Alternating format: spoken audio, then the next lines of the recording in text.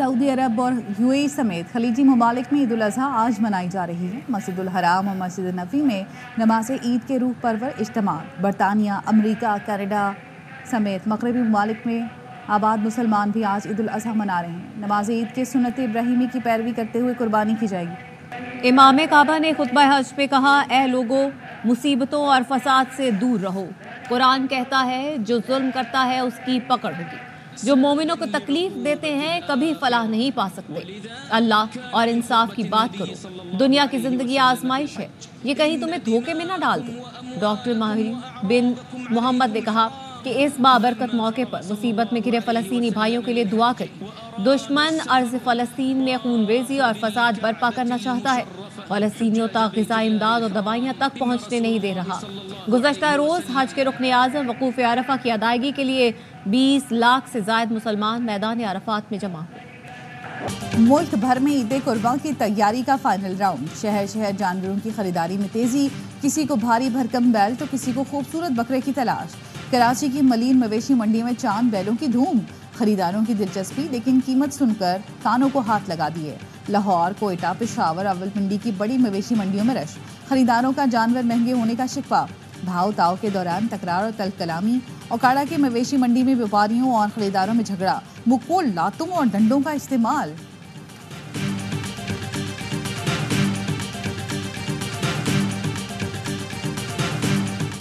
बड़ी ईद से पहले गली मोहल्लों में रौनक। शहरी जानवरों की देखभाल और नखरे उठाने में मसरूफ। बच्चों के साथ बड़े भी बच्चे बन गए। कराची वाले गर्मी में जानवरों का खास ख्याल रख रहे हैं। कहते हैं खुद झेल लेंगे, जानवर को गर्मी नहीं लगने देंगे। कराची के गवाना हाउस में भी कुर्बानी के लिए 100 खूबसूरत ऊंट पहुंचा दिए गए। सफ़ेद, नायाब ऊंट भी शामिल। ईद के तीनों दिन गवाना हाउस में कुर्बानी होगी। गवर्नर सिंध का 100 बकरे भी यतीम बच्चों को देने का ऐलान।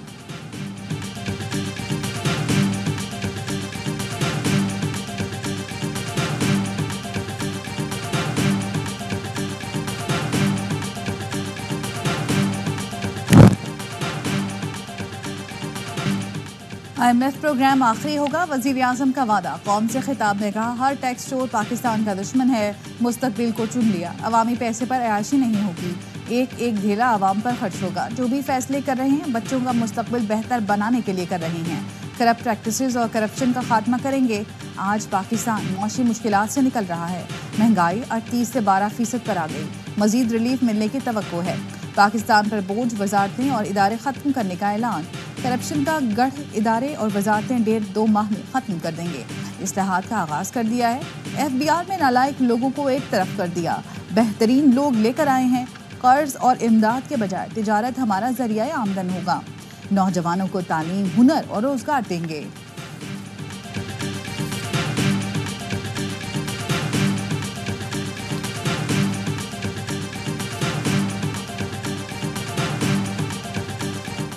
इस बार कौम की तरक्की और मुल्की इस्तेहकाम को रौंदने नहीं देंगे। माजी में रुकावटें पैदा की गईं ताकि तरक्की का सफर रुक जाए। हर वो शख्स दहशतगर्द है जो बदअमनी पैदा करके मुल्क से सरमायाकारी भगाने में मगन है। शोहदा और गाजियों की तौहीन करने वाला आपका दुश्मन है। वज़ीर आज़म शहबाज शरीफ का खिताब। कहा, बड़ी सरमायाकारी के मौके पर फ़ायदा हासिल करने के लिए पूरा निज़ाम वज़ा कर लिया।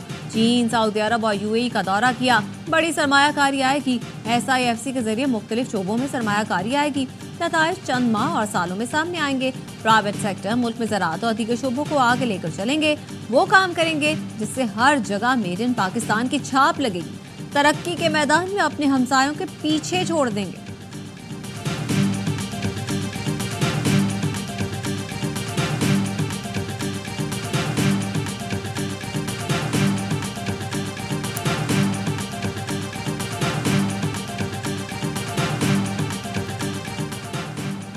मौजूदा हुकूमत के होते हुए तरक्की का सफ़र शुरू नहीं हो सकता।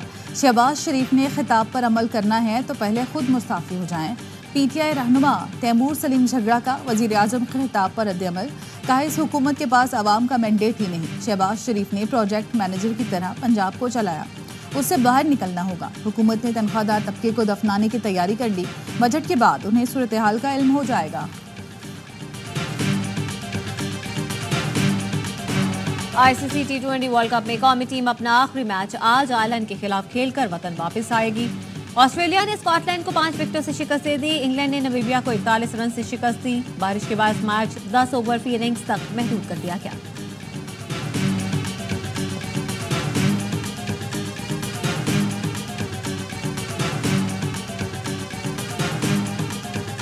बाबर की कैप्टनसी के बारे में तो मैं ये कहूंगा कि उसको कप्तानी नहीं आती। अभी नजीब भाई ने जो बात बोली ना, टीम उस टाइम पे जेल हुई थी, जेल नहीं हुई थी।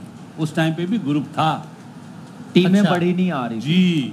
उस टाइम पे भी ग्रुप था जिसको हम कह रहे थे। अभी भी मैं आपको बताऊं, अभी भी आपको बताऊं मजेदार बात, चेयरमैन साहब को ये कहा गया है बाबर आजम को कप्तान बरकरार रखें, 3-4 प्लेयर निकाल दें, सब कुछ सही हो जाएगा। बाबर, रिजवान और शाहीन में कप्तानी पर इख्तलाफ हुआ। बाबर आजम को शाहीन के दोस्त की हैसियत से कप्तानी नहीं लेनी चाहिए थी। ऑफर मिलने पर शाहीन को इत्तला दी गई। साबिक क्रिकेटर बासित अली की प्रोग्राम हंगामा पुरजोश में इजहार ख्याल, कहा बाबर आजम से मुतालिक यही कहूंगा, उनको कप्तानी नहीं आती। वहाब रियाज ने बाबर आजम को कप्तानी से हटाया, उन्होंने ही दोबारा कप्तान बनाया। कामरान अकमल ने कहा, लगता है कप्तान के ओहदे का नशा ऐसा है कि कोई छोड़ना नहीं चाहता। सेलेक्टर, कप्तान, कोचेस की नीयत खराब थी, जिस वजह से क्रिकेट यहाँ पहुंची। अपने फेवरेट खिलाते रहे, टैलेंट और सिस्टम का कत्लेआम किया।